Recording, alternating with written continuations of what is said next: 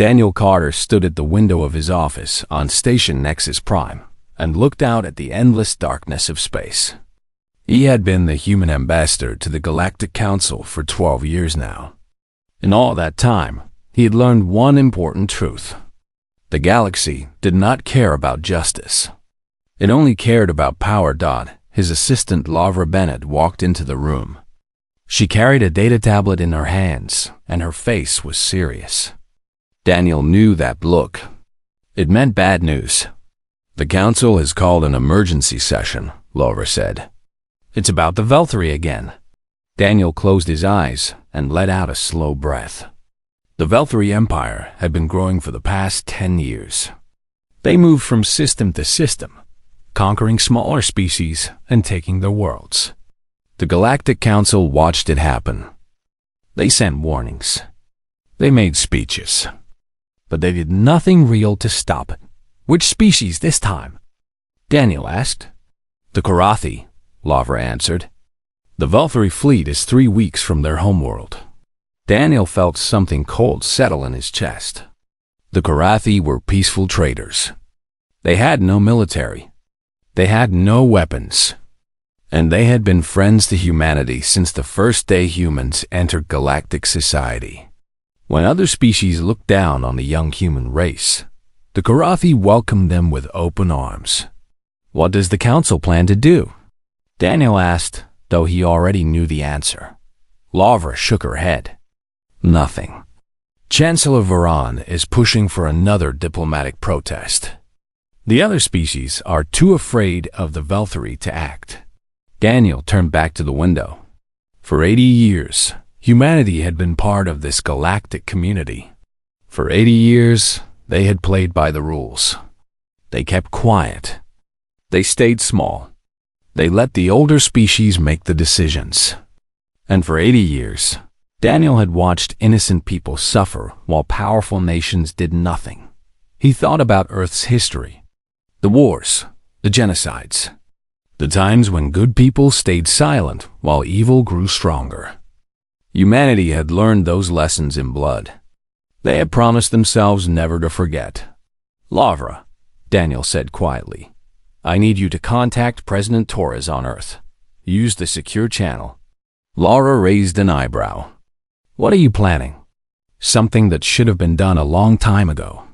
2 hours later, Daniel sat in his private chamber with a holographic image of President Amy Torres floating before him. She was a small woman with gray hair and sharp eyes. She had led Earth's government for 8 years, and Daniel trusted her completely. "You want to do what?" the president asked. "I want to announce that humanity will defend the Karathi," Daniel said. "I want to tell the galaxy that we will go to war if necessary." President Torres was silent for a long moment. "Daniel, if we do this, there is no going back. We will be making enemies of the most powerful empire in the galaxy. I know. And we will be showing our hand. Everyone thinks humans are weak. They think we have a small fleet and limited technology. If we act now, they will learn the truth." Daniel nodded. For decades, humanity had hidden its true strength. They built ships in secret. They developed weapons that no other species knew about. They trained soldiers and prepared for the day when they would need to fight. That day had come. "Madam President," Daniel said, "the Karathi helped us when we were nothing. They gave us trade routes. They shared their knowledge. They treated us like equals when everyone else treated us like children. How can we call ourselves human if we let them die?" President Torres looked at him for a long time. Then she smiled, and Daniel saw pride in her eyes. "You have my full support, Ambassador. Do what needs to be done." The connection ended. Daniel sat alone in the darkness for a moment, thinking about what was coming. He would walk into that council chamber tomorrow and change everything. Some would hate him for it. Some would fear him. But he would be able to look at himself in the mirror. Lavra entered the room again. Behind her came Kevin Shaw, the head of Daniel's security team. Kevin was a big man with a soldier's bearing. He had served in Earth's military for 20 years before taking this job. "The fleet is ready," Kevin said. "Admiral Cole has moved the first fleet to the edge of Karathi space. They're waiting for your signal." Daniel stood up. "Good. Tomorrow we show the galaxy who we really are." Laura stepped closer. "Daniel, are you sure about this? Once you speak, there's no taking it back. The Valkyrie will see us as enemies. Other species might turn against us too." "Unsure," Daniel said. "I've watched this council do nothing for too long. I've seen them sacrifice small species to keep the peace. But what kind of peace is built on the graves of innocents? What kind of future are we creating if we let evil win because fighting it is too hard?" He walked to his desk and picked up a small photograph. It showed a group of Karathi children at a cultural exchange on Earth. They were smiling, holding hands with human children. That picture had been taken 15 years ago. Those children were adults now. Some of them had families of their own. "These people trusted us," Daniel said softly. "They believed that humanity was different, that we would stand up when others sat down. Tomorrow I'm going to prove them right." Laura nodded slowly. "Then I'm with you. Whatever happens." Kevin stepped forward. "We all are, Ambassador. Every human on this station is ready to follow your lead." Daniel looked at them both. He felt the weight of what he was about to do pressing down on him. Millions of lives hung in the balance. The future of humanity's place in the galaxy would be decided by his words. But he also felt something else. He felt hope. For the first time in years, humanity would stop hiding. They would stop pretending to be weak. They would stand up and show the galaxy what it meant to be human. Tomorrow, Daniel Carter would walk into the Galactic Council and declare war on injustice itself, and the galaxy would never be the same again. The Grand Assembly Hall was the largest room Daniel Carter had ever seen. It was built inside a hollow asteroid, with seats rising up the curved walls like steps in an ancient theater. Representatives from over 200 species filled those seats. Their bodies came in every shape and size. Some had scales. Some had fur. Some had no solid form at all. But today, they all shared one thing. They were afraid. Daniel walked to the human delegation's platform. Laura Bennett followed close behind him. Kevin Shaw and his security team took positions near the exits. Everything was in place. At the center of the hall, High Chancellor Varan stood on the speaking platform. He was a Talziri, tall and thin with blue-gray skin that shifted colors when he spoke. He had led the council for 30 years, and in all that time, he had never taken a strong stand on anything. "We are gathered to discuss the Valkyrie expansion," Varan announced. His voice echoed through the massive chamber. "As you know, the Valkyrie fleet is approaching Karathi space. We must decide how to respond." Daniel watched as species after species gave their opinions. The Morvani suggested more trade restrictions. The Zelkath proposed a formal letter of concern. The Drenari recommended waiting to see if the Volturi would stop on their own. It was the same conversation Daniel had heard 100 times before. Words without action. Concern without courage. Then the Valkyrie ambassador rose to speak. His name was Krethal, and he was everything Daniel hated about galactic politics. He was tall and muscular, with dark red scales and yellow eyes that never blinked. He smiled as he looked around the room, and that smile made Daniel's hands tighten into fists. "The Karathi have resources we need," Krethal said simply. "They are weak. We are strong. This is the natural order of things. The Council should not interfere with what cannot be stopped." From across the chamber, a small voice spoke up. It belonged to Elder Sorvan, the Karathi representative. He was old, with silver fur and tired eyes. His species lived for 300 years, and Sorvan had seen most of that time. Now he stood before the Council, begging for his people's lives. Please, Sorvan said. We are not warriors. We cannot fight the Velthari alone. If the council does not help us, my people will die. Our culture will be destroyed. Everything we have built over thousands of years will be lost. Silence filled the hall. Daniel saw shame on some faces, but he saw more fear. The Velthari were powerful, and no one wanted to be their next target. Chancellor Varan cleared his throat. The council understands your concerns, Elder Sorvan. We will continue to seek a diplomatic solution. A diplomatic solution. Daniel had heard those words before. They meant doing nothing while hoping the problem went away. The human delegation wishes to speak, Daniel said loudly. Every eye in the chamber turned to him. Most of them showed surprise. Humanity rarely spoke at these sessions. They were considered too young, too unimportant to have opinions worth hearing. Chancellor Varan waved his hand. Ambassador Carter, you may address the council. Daniel walked slowly to the central platform. He could feel the weight of history pressing down on him. What he said in the next few minutes would change everything. I have served as humanity's voice in this chamber for 12 years, Daniel began. His voice was calm and steady. In that time, I have watched this council fail again and again. I have seen you write letters while planets burned. I have seen you debate while entire species were wiped from existence. And I have stayed silent because that is what young species are supposed to do. He paused and looked around the room. But I will not stay silent today. Whispers spread through the crowd.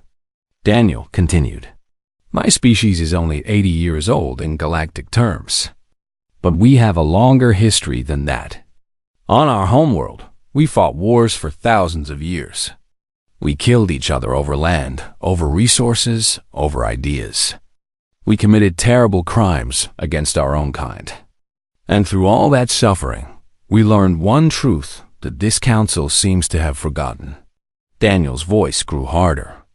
Evil does not stop because you ask it nicely. Tyrants do not give up power because you send them letters. The only thing that stops aggression is strength.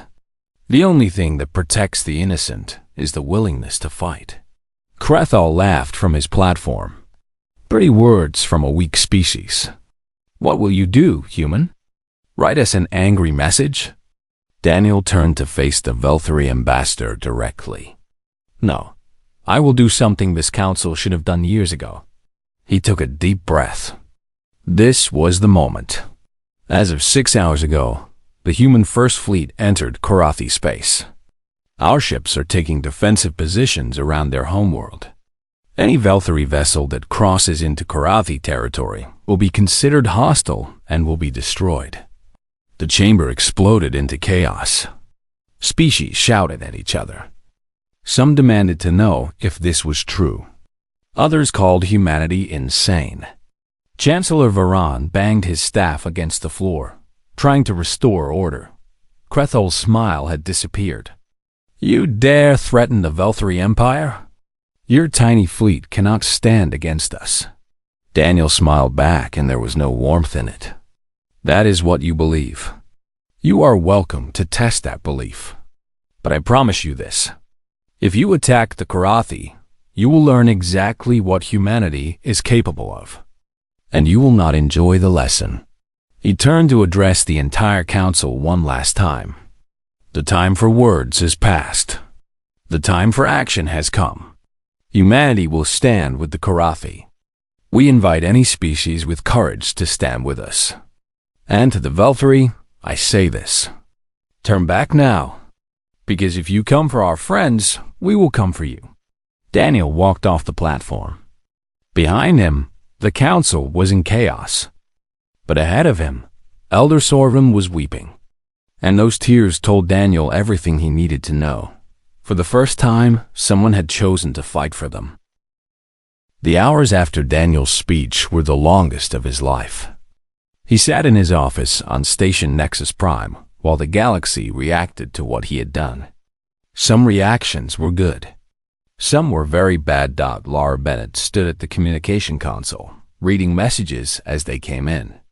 The Morvani have officially condemned our actions. The Zelkuth are calling for an emergency vote to remove humanity from the council. And the Velthari ambassador has left the station.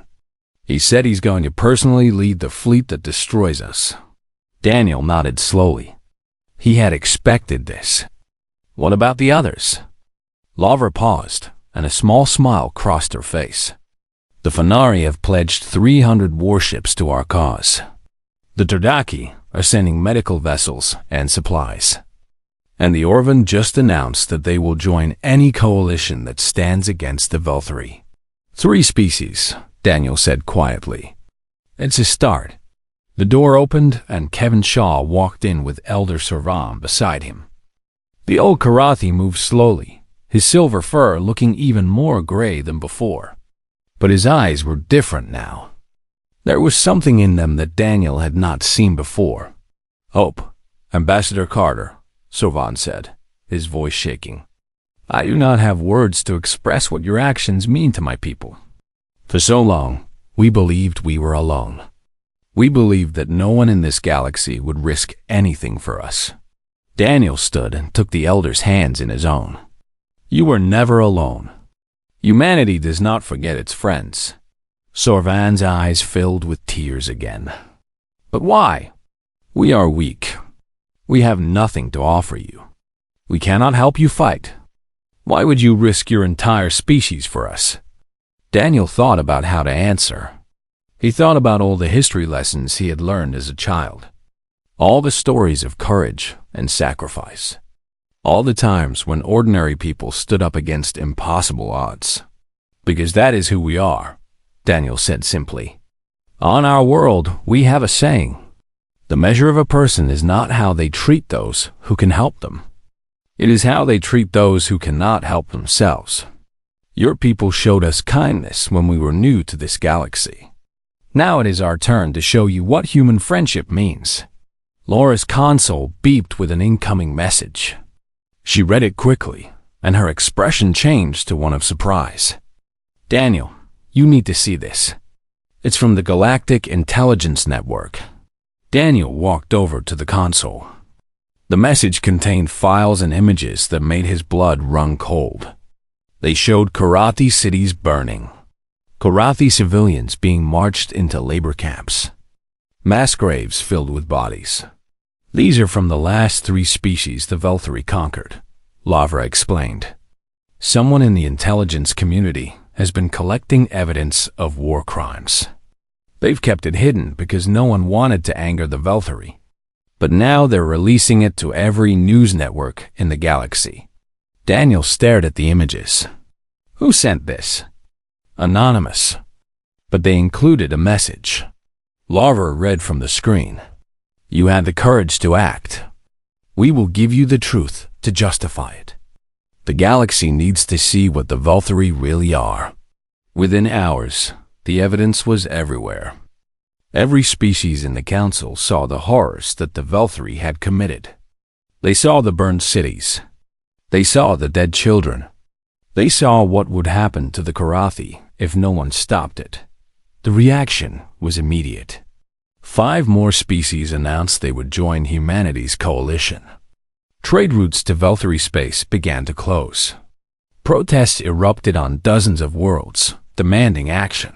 On Earth, President Amy Torres addressed the planet from the steps of the global parliament. Daniel watched the broadcast on his office screen. Today, humanity faces a choice, Torres said, her voice strong and clear. We can stay silent and safe while innocent people die. Or we can stand up for what is right, whatever the cost. I know which choice our ancestors would want us to make. I know which choice makes us worthy of calling ourselves human. She paused, looking directly into the camera. To the people of Karathi, I say this. You are not alone. Earth stands with you. Our ships are coming. Our soldiers are coming. And we will not stop until you are safe. The broadcast ended. Daniel sat in silence for a long moment. Lavra spoke first. The Velthari fleet will reach Karathi space in 18 days. Our forces are in position, but we're still outnumbered 3-1. What about the Allied ships? Daniel asked. The Fenari will arrive in 12 days. The others are mobilizing, but they won't reach us in time for the first battle. Kevin Shaw stepped forward. Ambassador, I've been in contact with Admiral Cole. He says the fleet is ready. The crews know what they're facing. They're scared, but they're not backing down. Daniel nodded. He walked to the window and looked out at the stars. Somewhere out there, a great fleet was moving toward innocent people who had done nothing wrong.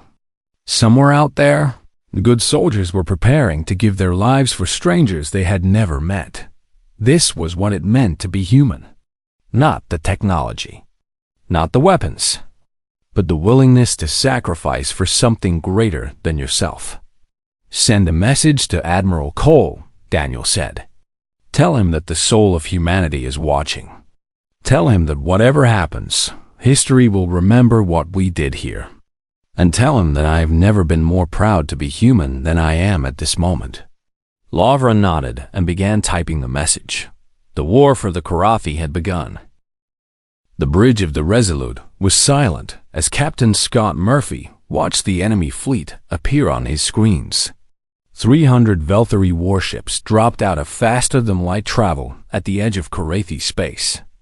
Their dark hulls blocked out the stars behind them like a spreading shadow. All ships report ready, Captain, said Lieutenant Megan Price from her tactical station. Her voice was calm, but Murphy could see her hands, trembling slightly over the controls. Murphy stood from his command chair and looked around at his crew. These were good people. Young, most of them. Many had never seen real combat. But they were here anyway, ready to fight and maybe die for people they had never met. Open a channel to the fleet, Murphy ordered. The communication officer nodded. Channel open, sir. Murphy took a breath. This is Captain Murphy of the Resolute. In a few minutes, we're going to face the most powerful military force in the galaxy. They outnumber us.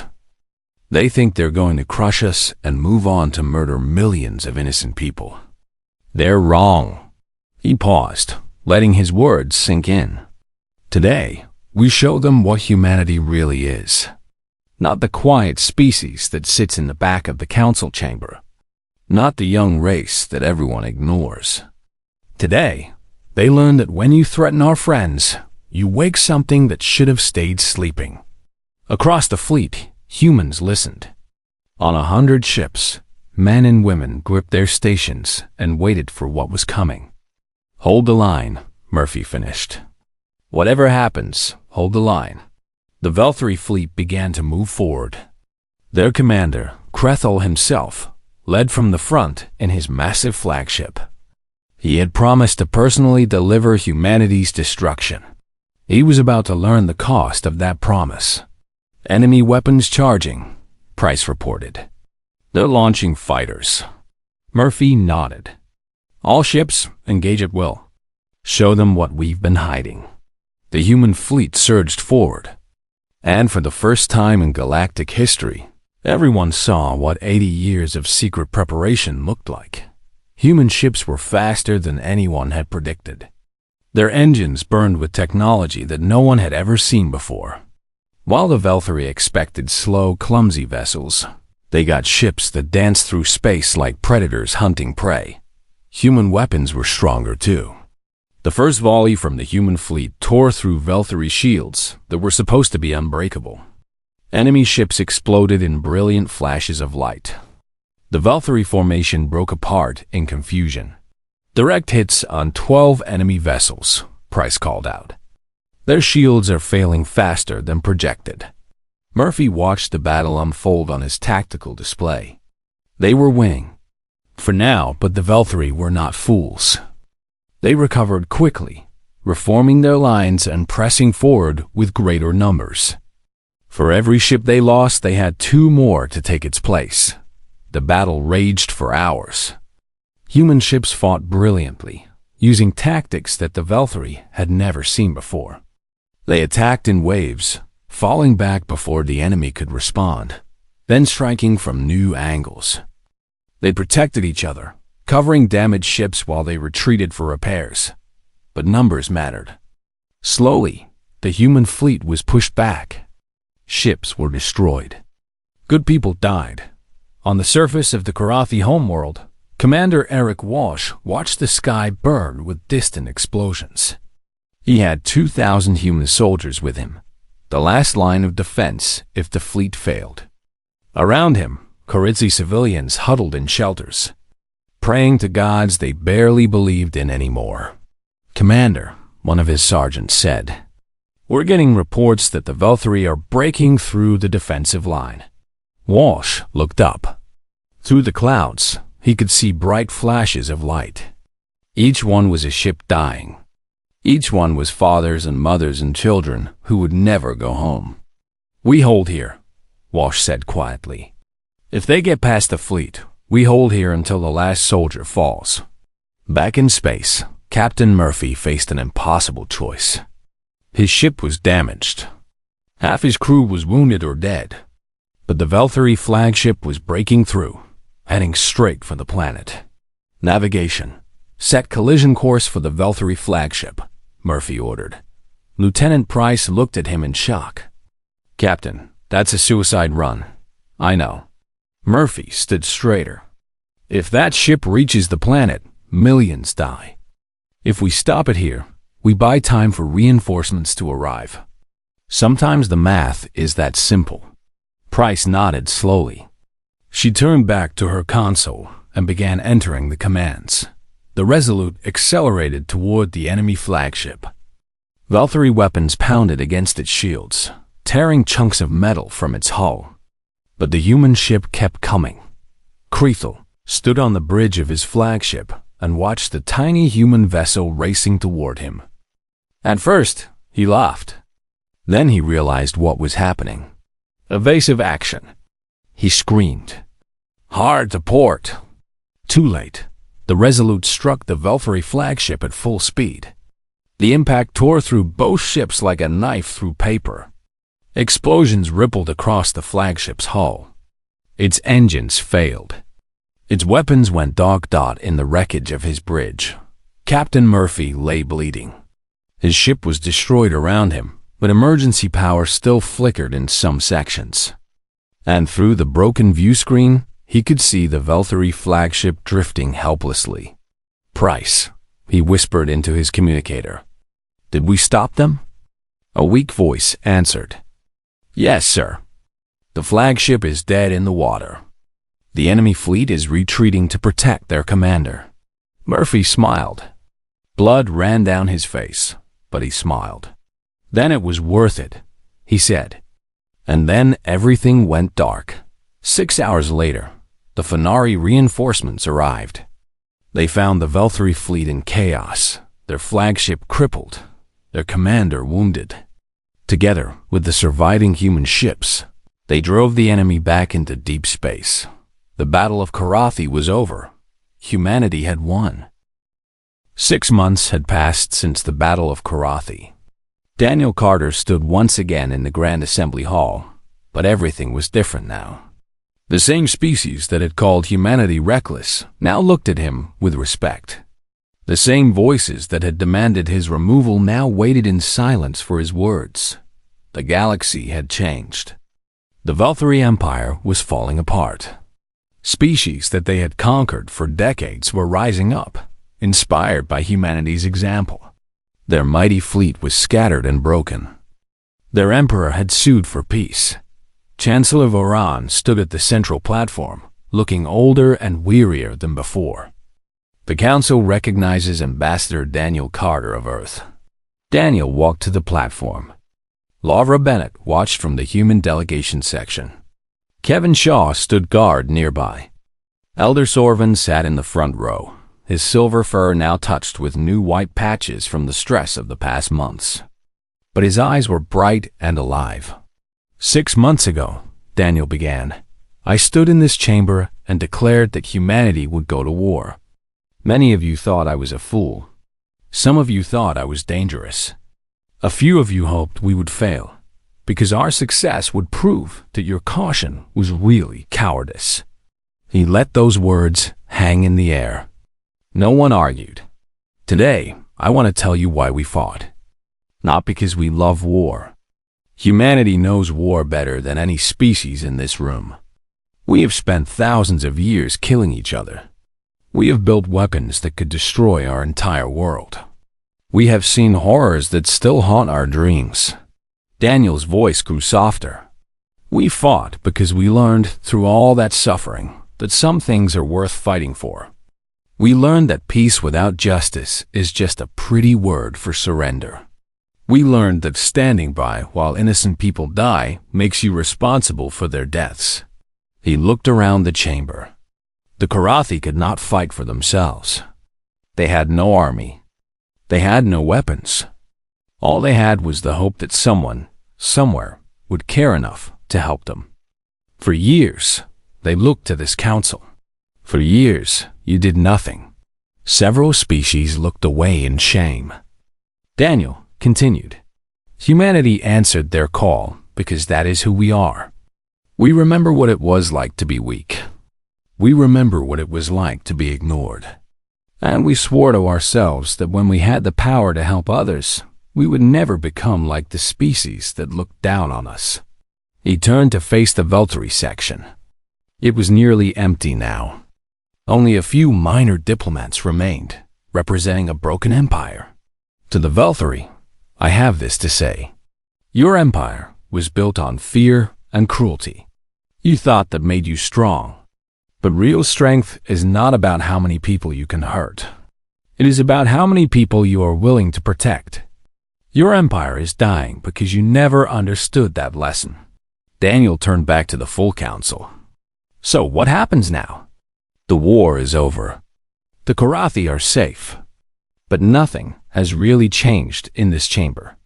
The same cowardice that let the Veltary grow strong still lives in many of your hearts. The same selfishness that sacrificed smaller species is still the foundation of this council. He raised his hand and pointed at the gathered representatives. Unless you change, unless you decide right now that the next time evil rises, you will stand against it. Unless you accept that being part of a galactic community means being responsible for each other. Silence filled the hall. Daniel let it stretch for a long moment. Humanity is not going back to the shadows. We are not going to sit quietly while this council debates the acceptable number of dead innocents. From now on, wherever there is injustice, we will be there. Wherever there is suffering, we will answer. And if that makes some of you uncomfortable, then perhaps you should ask yourselves why. Chancellor Varan cleared his throat. Ambassador Carter, the Council has discussed humanity's new role at length. After much debate, we have reached a decision. Daniel waited. On behalf of the Galactic Council, I formally invite humanity to take a permanent seat on the High Council. You will have full voting rights and equal standing with the oldest species in the galaxy. A wave of murmurs swept through the chamber. This was unprecedented. Species normally waited thousands of years for such an honor. Humanity was being elevated after only 80. Elder Sorvam rose from his seat. His old voice carried through the hall. The Karathi second this motion. Without humanity, my people would be slaves or corpses. We owe them a debt we can never repay. But we can start by giving them the recognition they have earned. One by one, other species stood to add their support. The Fanari, the Dridaki, the Orvan. Even species that have condemned Daniel's actions now voted in favor. When the count was finished, the motion passed unanimously. Daniel bowed his head in acknowledgement. Humanity accepts this honor, but we accept it with a warning. We will not be a silent voice on this council. We will push for action when action is needed. We will call out cowardice when we see it. And we will never forget that the purpose of power is to protect those who have none. The session ended. Daniel walked out of the chamber and found Laura waiting for him. You did it, she said softly. You changed everything. Daniel shook his head. I did what any human would have done. I just had the chance to do it in front of the whole galaxy." They walked together to an observation deck and looked out at the stars. Somewhere out there, Captain Murphy was recovering in a medical station. He had survived the collision, barely. He was already asking when he could return to duty. Somewhere out there, the Karathi were rebuilding their lives.